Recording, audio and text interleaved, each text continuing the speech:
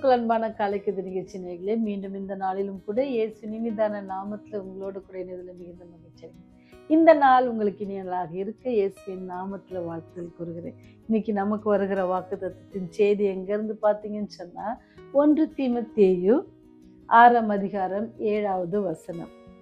உலகத்திலே நாம் ஒன்றும் கொண்டு வந்ததும் இல்லை, இதிலிருந்து நாம் ஒன்றும் கொண்டு போவதும் இல்லை என்பது நிச்சயம் அப்படின்னு சொல்லப்பட்டிருக்கிறது.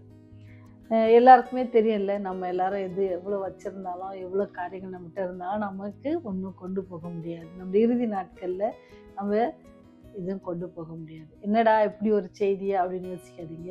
ஏன்னு சொன்னால், இந்த உலகத்தில் நீங்களும் நானும் படுகிற பிரயாசம் எதற்காக அப்படின்னு சொல்லி நீங்களும் நானும் கண்டிப்பாக யோசிக்கிற பிள்ளைகளாக இருக்கணும்.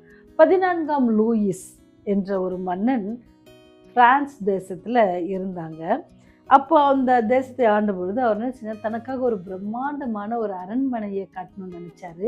அப்படி அந்த பிரம்மாண்டமான அரண்மனையை அவர் கட்டும் பொழுது நீங்கள் பார்த்தீங்கன்னு சொன்னால் அதுக்கு செலவிட்டது என்ன சொன்னால் $200 மில்லியன் என்ன செஞ்சாங்கன்னு சொன்னால் அந்த இடத்த அதிகமாக செலவழித்து அந்த அரண்மனையை கட்டுறாரு. அந்த இடம் எவ்வளோ அப்படின்னு, எத்தனை மைல் தூரம் அப்படின்னு பார்த்தீங்கன்னா, சுற்றளவு அப்படின்னு பார்த்தீங்கன்னா 12 மைல்கள் பரப்பளவும் அதன் அரண்மனை கட்டிடம் 1/2 மைல் நீளமுமாகவும் இருந்துச்சு. நூற்றுக்கணக்கான ஆடம்பர அறைகள் கட்டப்பட்டுச்சு. தோட்டம், பெரிய தோட்டம் இருந்துச்சு.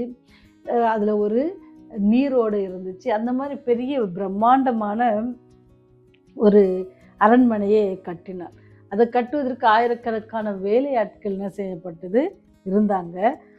ஒரு டைமில் அந்த அரண்மனைக்கு ஒரு ஃபங்க்ஷன் நடத்துகிறாங்க. அந்த ஃபங்க்ஷனில் அந்த அரண்மனைக்காக கொளுத்தப்பட்ட மெழுகுவர்த்தி எவ்வளோ அப்படின்னு பார்த்தீங்கன்னு சொன்னால் ரொம்ப அதிகமாக 10,000 மெழுகுவர்த்தி அங்கே பொருத்தப்பட்டுதான்.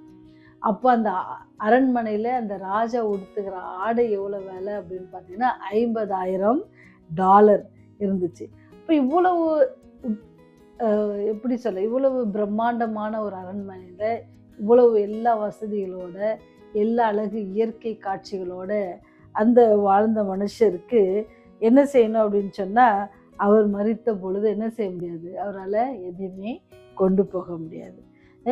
அப்போ எல்லாரும் அதை கண்டு நம்ம நினைக்கிறோம் அது ஒரு பிரம்மாண்டமான இன்று இருக்கிறது. அந்த பிரம்மாண்டமான அரண்மனை எல்லாரும் சுற்றி பார்க்குறாங்க, இவ்வளோ வியப்பாக இருக்குது, இவ்வளோ அழகாக இருக்குது.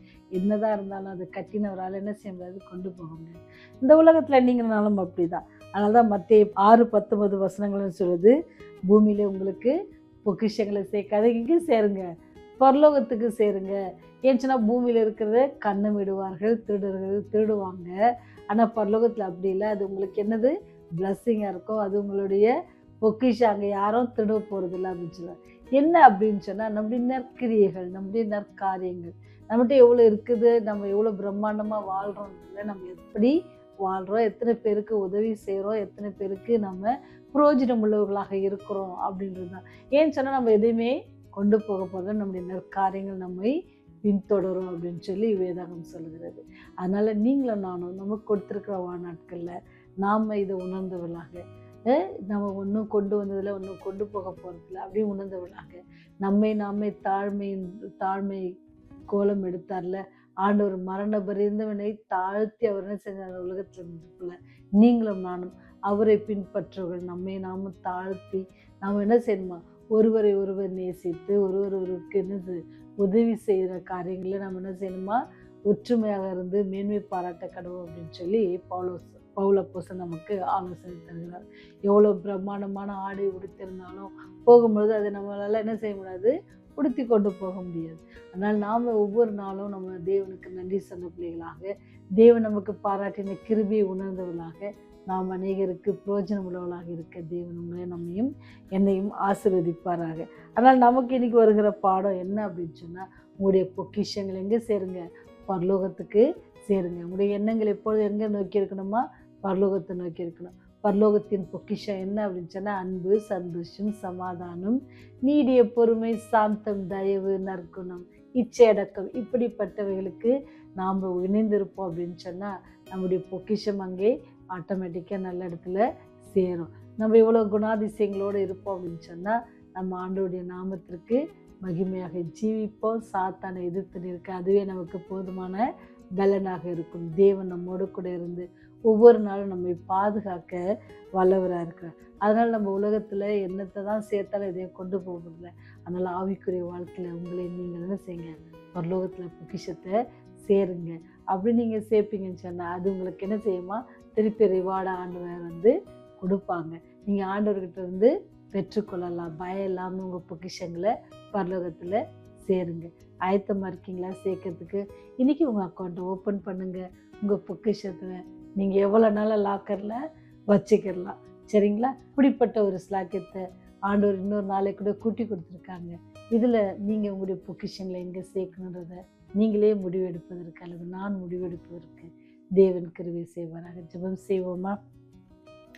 பிதாவே, நாங்கள் நிலையில்லாத இந்த உலகில் அன்பு கூறாமல் உம்மில் நாங்கள் அன்பு கூர்ந்து நீர் எங்களுக்கு கற்றுக் கொடுத்த பாடத்தின்படி ஆண்டவரே, நாங்கள் உலகத்தில் ஒன்றும் கொண்டு வந்ததில்லை, எங்களால் ஒன்றும் கொண்டு போகவும் முடியாது. ஆண்டவரே, எங்களுடைய ஜீவனை நாங்கள் காத்து கொள்ளத்தக்கதாக இந்த கிருபையினால் நீர் எங்களுக்கு கொடுத்த அந்த ரட்சிப்பை நாங்கள் பெற்றுக்கொள்ளத்தக்கதாக நாங்கள் உம்மில் அன்பு கூர்ந்து உண்மையில் விசுவாசித்து உண்மையில் நம்பிக்கை உள்ளவர்களாகி எப்பொழுது உண்மையே நோக்கி பார்க்கிற பிள்ளைகளாக எங்களுடைய எண்ணங்கள் எங்களுடைய பொக்கிஷங்கள் பரலோகத்தில் சேர்க்கத்தக்கதாக நற்காரியங்களை நாங்கள் செய்கிற பிள்ளைகளாக இருக்க எங்களுக்கு கிருபை செய்யுங்க.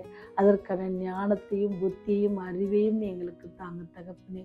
நாங்கள் எப்பொழுதும் உம்முடைய பிள்ளைகளாக ஜீவிக்க பலத்தை தாங்க. இந்த நாளை ஆசீர்வதித்து தாங்க. போக்கிலும் வரத்திலும் கைட்டு செய்கிற எல்லா காரியங்களும் இந்த கரத்தில் ஒப்பு கொடுக்கிறோம். பொறுப்பேற்றுக்கொள்ளுங்க. இந்த செய்தியை கேட்கிற பிள்ளைகளுக்காக ஜெபிக்கிறோம். இந்த அன்பை அறியாத பிள்ளைகளுக்காக ஜெபிக்கிறோம். அவர்களும் தெரிந்து கொள்ளவும் அவளும் புரிந்து கொள்ளவும் கிருபை செய்யுங்க சுவாமி. நாங்கள் எப்பொழுதும் உங்களுக்கு பிரியமுள்ள பிள்ளைகளாக ஜீவிக்க உதவி செய்யுங்க. உங்களுடைய ராஜ்யம் வரும் பொழுது நீர் எங்களை நினைத்தள்ள வேண்டுமா? இயேசுவின் வழியாக ஜெபிக்கிறோம் ஜீவனுள்ள நல்ல தகப்பனே. ஆமென்.